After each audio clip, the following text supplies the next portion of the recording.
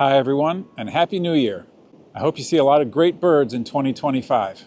Well, my Little Big Year, which was my 2024 quest to photograph as many birds as possible on my home patch, is now over. And so now it's time to take a look back and wrap things up, come up with a final total. And as well, what I want to do in this video is talk a little bit about what comes next. So here's a little outline of what I'm going to talk about in this video. So first and foremost, I'm going to tally up the remaining birds for my Little Big Year and come up with a final total. I'll also talk a little bit about the birds that I saw or heard but wasn't able to photograph on my home patch. Unfortunately, there weren't that many of those. Then I'm going to count down my top 10 favorite birds from my 2024 Little Big Year, so that should be fun.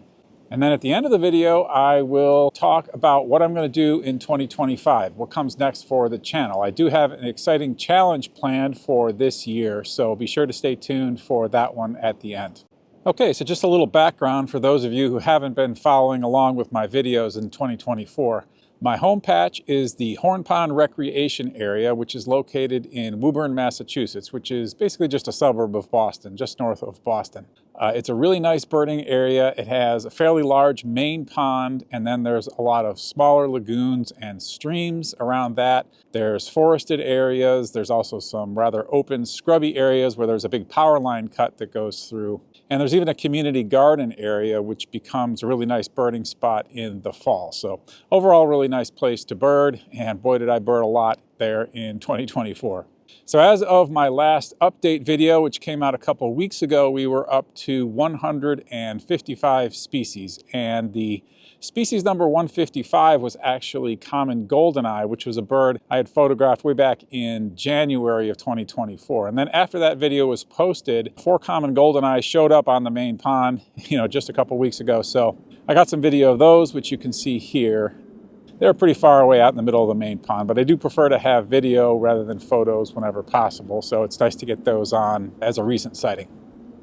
Then I also do have one brand new sighting to show for the Little Big Year, and this is a nice one. This is a snow goose that showed up just a couple days ago on December 30th, so just coming in under the wire to be counted in my Little Big Year. So this juvenile snow goose had actually been hanging around my local area for the last couple of weeks, spending a lot of time on a pond that's really just a couple miles away from Horn Pond. So naturally, I and my other fellow Horn Pond birders had really been hoping it would make an appearance over at Horn Pond, and that did finally happen just at the end of the year. So this is a juvenile snow goose. It's white, but not completely white. And this video was taken very early in the morning and in heavy rain. So it's obviously not the best, but fortunately it's a white bird, so it does show up pretty well.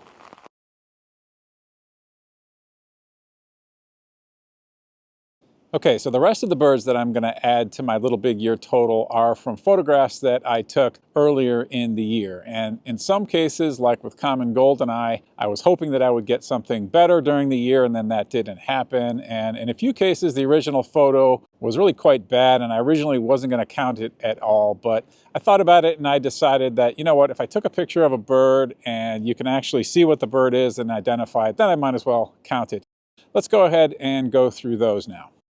Bird number 157 is wild turkey. So they're relatively common. I was hoping to run into a flock of them at some point and get some video, but that didn't happen. I was actually surprised how few sightings I got of wild turkey during the year. I just got this one photograph of one crossing across the path in front of me, but it's a good photo, so no issues there for number 157.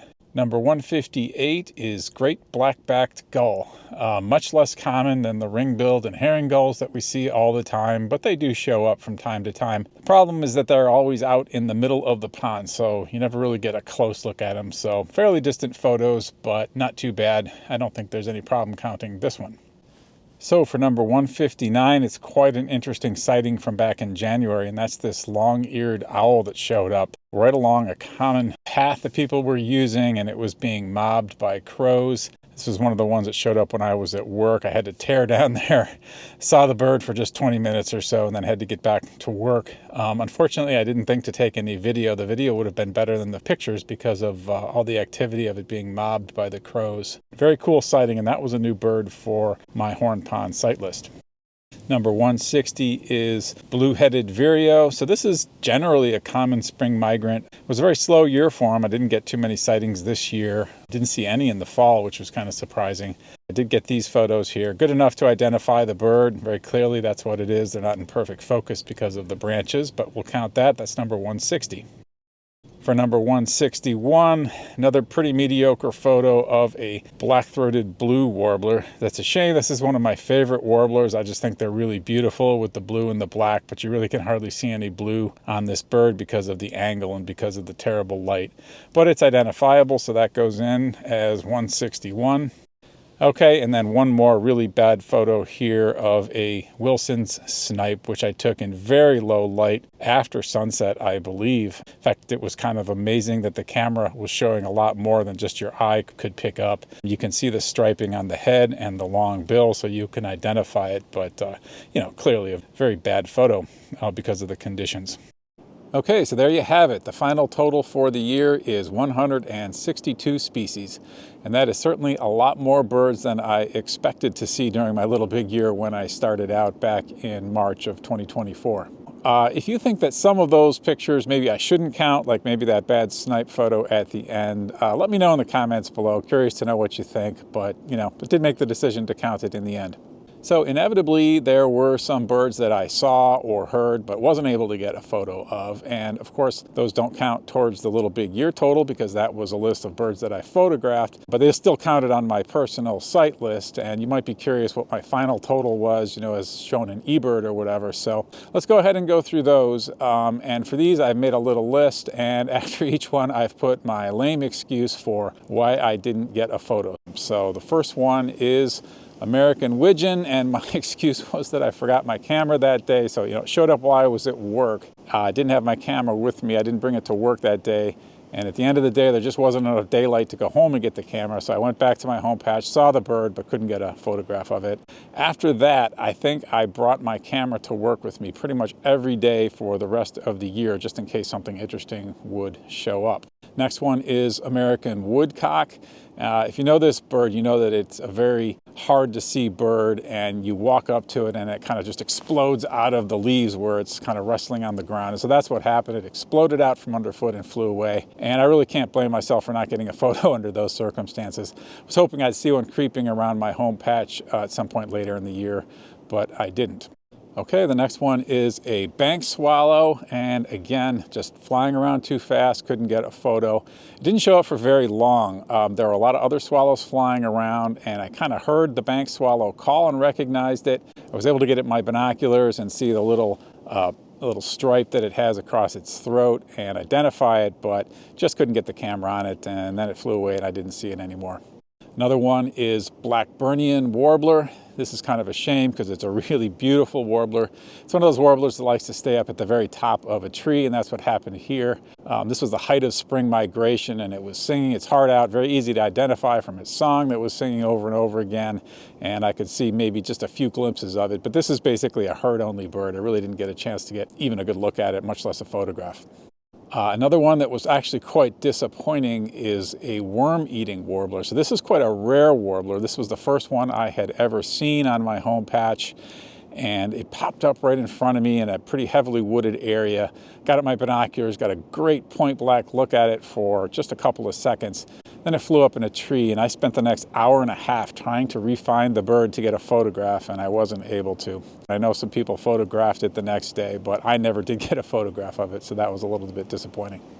And the very last one to add is eastern screech owl, which was a herd-only bird. I went out owling at night, actually just about a week ago in late December, and was able to hear a screech owl calling in the distance, but it was dark, no chance to get a photograph there, obviously. So my own personal total of birds identified on my home patch during 2024 then is 168. Which is my highest total ever, not surprising since I did a little big year on my home patch. Okay, so let's move on to the next part of the video, which is my top 10 list of my favorite birds from my 2024 little big year. Now, as you can imagine, having seen 162 birds, it's pretty hard to pick just 10 that are my favorites, but that's what top 10 lists are about, and I did that. So let's get started with number 10, which is American pipit.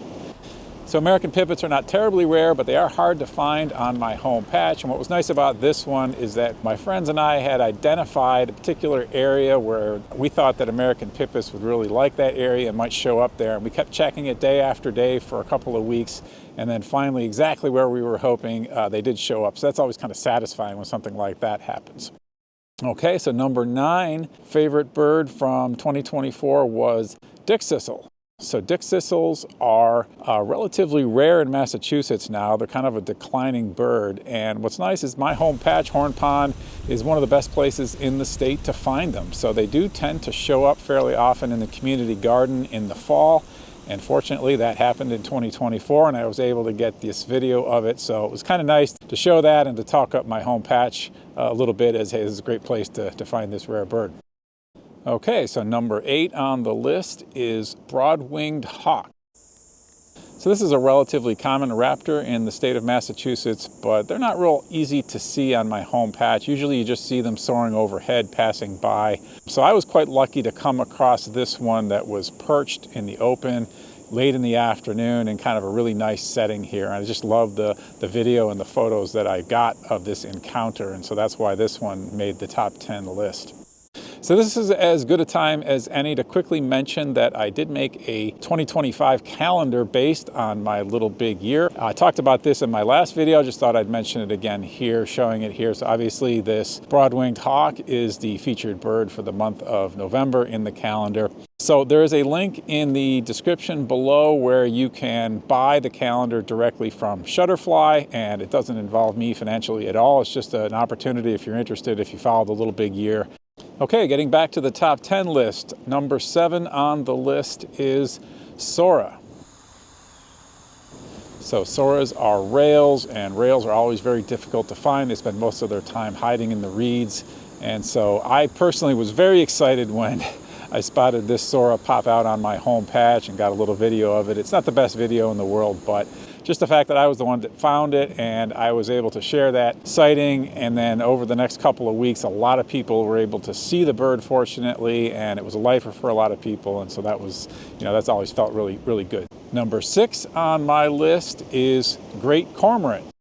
The great cormorants are regular in the state of Massachusetts along the coast, along the ocean, but they actually are quite rare to show up inland, and my home patch is about 10 miles from the ocean. So it caused quite a stir when it showed up on my home patch. But then the bird just lingered and stayed around for not just weeks, but months, actually. It just became one of the regular birds that you would see every day when you went to Horn Pond, and it would often just sit out on these open perches, as you see here. And I think even a second one showed up, so there was just 2 of them. And it was just kind of fun to have this relatively rare bird just hanging around where everybody could see it for so long. So that was kind of cool.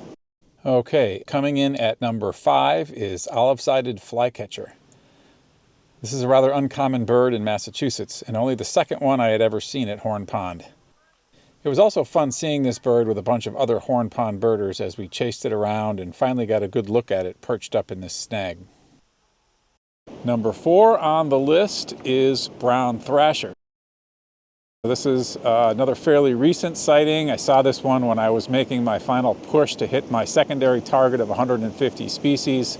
So brown thrashers, rare on my home patch, hadn't seen one in years, and this one was also very late, so it was really a surprise to get one at the end of October. What also made this bird extra special is that after disappearing for 6 weeks or so, not being seen, it then popped up again during the Christmas bird count that we did on December 15th. I just thought it was very nice of this bird to show up for us on the Christmas bird count, so that definitely gave me a warm feeling about this one.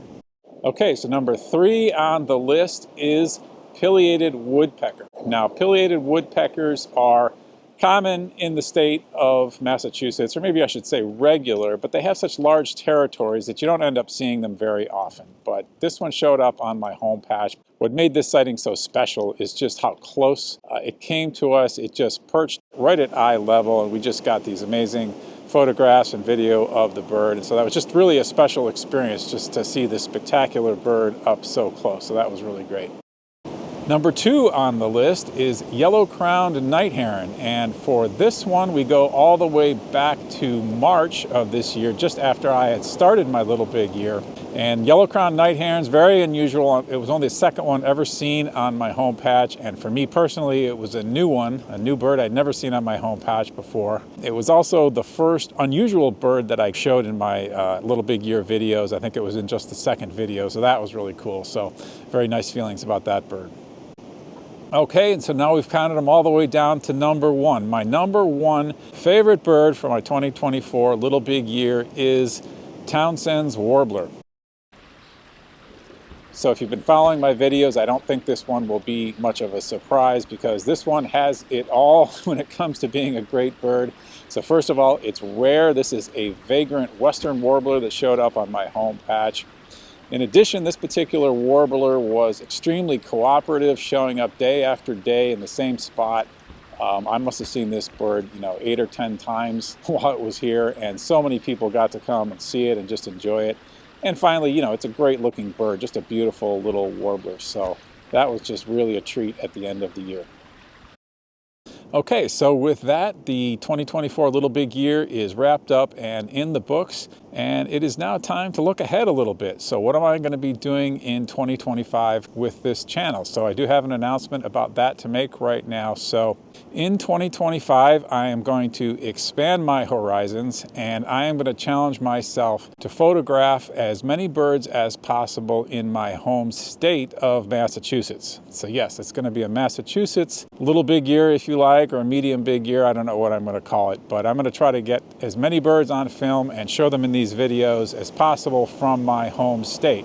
And the target number that I set for myself is 250 species. So I'm going to try to see 250 species of birds, or photograph 250 species of birds in Massachusetts in 2025. That's going to be quite a challenge. It's going to be difficult. I'm going to have to visit a lot of different places and chase after some rare birds, but it should be fun. And I hope you'll follow along in these videos and join me for that adventure in 2025. And so this is a good time to mention that if you haven't subscribed to the channel and you're interested in following along, please do subscribe. I'd really appreciate that. So that's a wrap for this episode. Thank you very much for watching, and I'll see you real soon in the next one.